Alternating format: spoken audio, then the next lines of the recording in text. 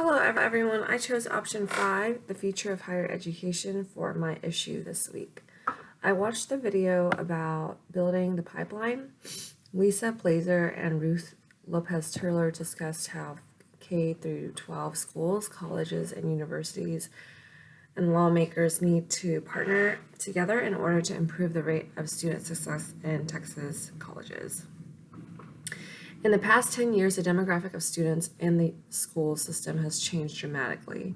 Ruth Lopez discusses how the importance of providing equitable access for students in poverty, people of color, and those who are disadvantaged. The fastest growing populations are the most at risk to not receiving resources to go to college. 59% of the population is people of color. Districts, universities, and lawmakers need to orient their thinking to that particular demographic. Universities need to take into account the structure that currently exists and cater it to the needs of students. Blazer and Turley discuss how people are taking longer to finish degrees due to life circumstances, financial stipulations, etc. So a lot of people aren't being done with college in the traditional 4 years, but they're taking a lot longer. And we've seen that trend happening the last decade. Blazer and Turley discuss a few interventions that could be put in place in order to build the pipeline from primary school to college. Number one, college advisors play significant roles in middle and high schools to help guide students and motivate them to persist on to secondary education. The issue is that minority schools have less college advisors in middle and high schools, therefore less access to support. And Turley was talking about a district in Houston, or the Houston School District, and they do have access to those advisors, and she's seen more of an increase in student success in colleges. Number two, college preparation and readiness should start in middle school. And number three, partnership between college and K through 12 is important.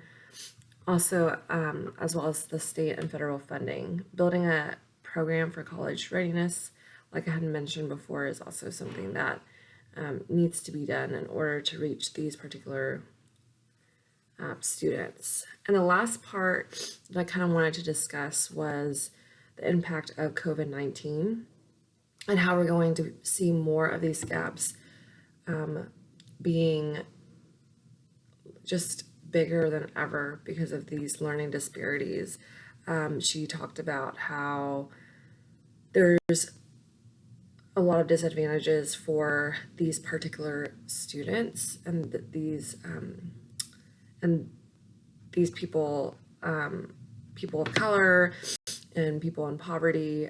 They don't have access to technology or certain learning, or people not being at home with their children to learn. And I've seen that firsthand being a teacher in a primary school. And I always wonder about what kind of impact that's going to make and whether or not they will be ready for college in 12th grade, right? So that's, to me, really interesting also to hear about and to know that we need to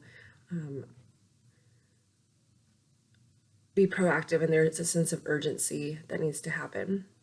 So lastly, this conversation ended with Turley and Blazer emphasizing on the importance of earning a college degree and the times we currently live in. The value of a college degree is more important than ever. That was one of the quotes from the video. Since I am currently working in primary education right now, I think it is important that the conversation of college is happening within K through 12 spaces. I thought this particular conversation in this video was insightful because all stakeholders need to partner together for a common goal to provide equitable access to higher education for all students and be held accountable for that. In the future of higher ed, I would like to see equitable access to college, or to college for all students, and see an increase in enrollment for them. And I thought this was really interesting because of where I currently work and where I want to go in my career, and they go hand in hand. So I thought that was really cool. Thank you for listening to me talk about this video, and I hope you thought it was insightful. Thanks.